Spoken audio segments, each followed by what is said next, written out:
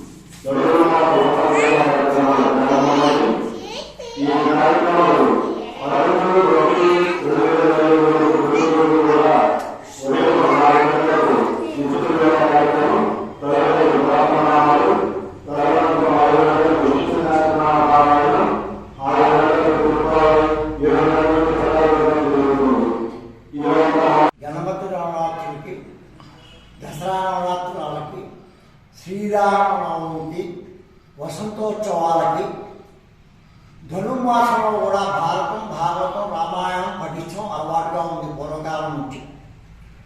ఈ సంవత్సరం ఈ దేవస్థానం నందు 27 రోజులు అనగా 27 నక్షత్రాలు దృష్టిలో పెట్టుకుని రామాయణ పారాయణ జరుగుతుంది. ప్రతి 9 రోజులకు ఒకసారి సుందరాకాండ పారాయణ కూడా జరుగుతుంది.